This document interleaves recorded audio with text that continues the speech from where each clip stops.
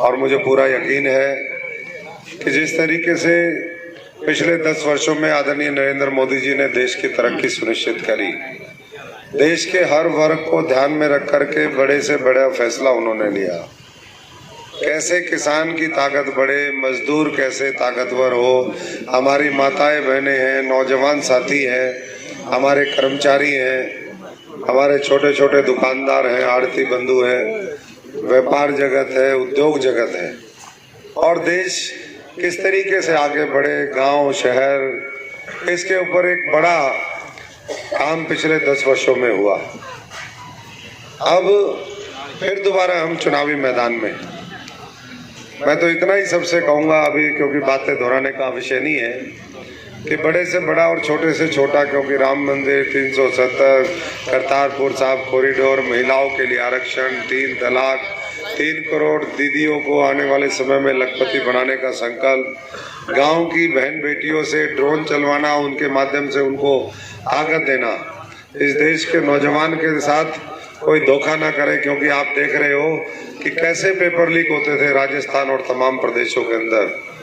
अब केंद्र की सरकार ने उस पर भी कानून बना दिया कि ये जो पेपर लीक होगा ये बहुत बड़ा अपराध माना जाएगा। तो इस तरीके से बड़े बड़े फैसले लिए, और अब फिर दोबारा एक बार समय आया है 5 वर्ष के बाद कि जिसने अच्छा काम किया उसको एक बार फिर हम मौका दें।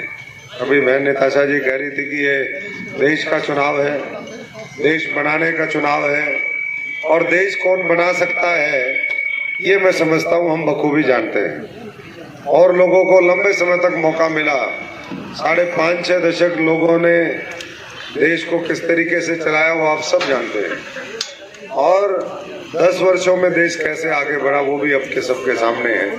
आर्थिक तौर पर आगे हम तीसरी बड़ी अर्थव्यवस्था बने, इस भारत को विकसित बनाए, उसके लिए मैं समझता हूँ कि एक ही व्यक्ति, एक ही विचारधारा, एक ही पार्टी है, वो है नरेंद्र मोदी जी और भारतीय जनता पार्टी। इसलिए पूरी ताकत के साथ आने वाली 25 तारीख तक, क्योंकि ये भी मंडी भी भरी हुई है, यहाँ भी हर मंडियों में खूब, क्योंकि ये कृषि प्रधान हमारा इलाका है, पूरे देश में सबसे ज्यादा अन्न पैदा ये सिरसा करता है।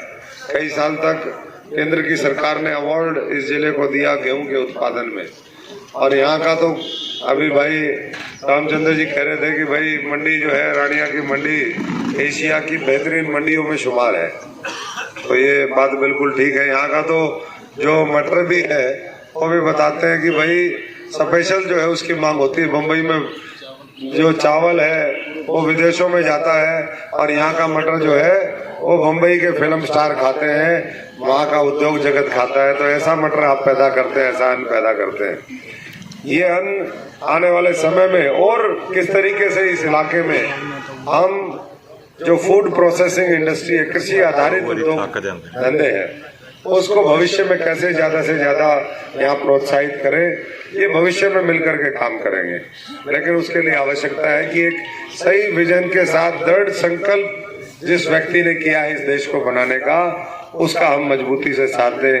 और इसीलिए एक बार फिर उनके प्रतिनिधि के तौर पर मैं आप सबका भी धन्यवाद करता हूं, और आप सब की तरफ से आदरणीय नरेंद्र मोदी जी का, अमित शाह जी का, जेपी नड्डा जी का, मनोहर लाल जी, नायब सैनी जी, विप्लव देव जी, फनेंद्र दे, और तमाम हमारे जो नेता बैठे हैं, क्योंकि ये भारतीय जनता पार्टी है, ये वंशवाद पर आधारित पार्टी नहीं है कि एक ही व्यक्ति को जो है पीढ़ी दर पीढ़ी देते जाएंगे, आगे बढ़ता जाएगा, और किसी का कार्यकर्ताओं का शोषण होता जाएगा, उनका खून पिया जाएगा और दूसरों को दत्ते की तरफ पाल दिया जाएगा।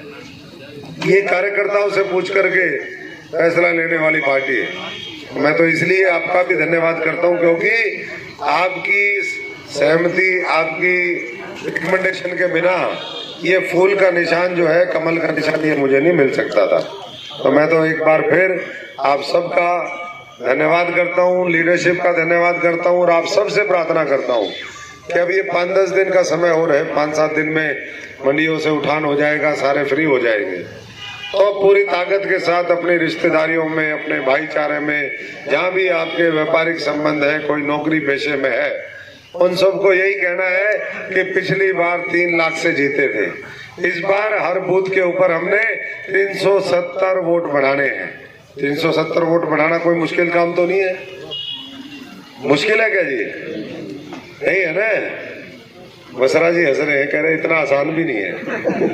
क्योंकि पिछली बार अच्छा खासा अभी कह रहे थे कि भाई पिछली बार चर्चा थी, जांगड़ा साहब भी हंस रहे हैं कि कमल खिलेगा नहीं खिलेगा, लेकिन आप लोगों ने कमल खिलाया नहीं। पिछली बार की बात हो रही है, इस बार वो कमल और बहुत मजबूती से खिले, घर घर में खिले, गांव गांव में खिले, कस्बे में खिले, रानिया में खिले, नरवाना में खिले, सिरसा में खिले, सब जगह। क्योंकि आपका प्रभाव है, रिश्तेदारियां हैं। आज यहाँ पर 36 बिरादरी आई है, किसान, कमेरा, व्यापारी, आड़ती, कोई ऐसा साथी नहीं है जिसका यहाँ पर इस छोटी सी हमारे 200-400 लोगों की गैदरिंग में भी सबका प्रतिनिधित्व आ गया। और अच्छी शुरुआत आज रानिया से हुई। कहते हैं ना कि जो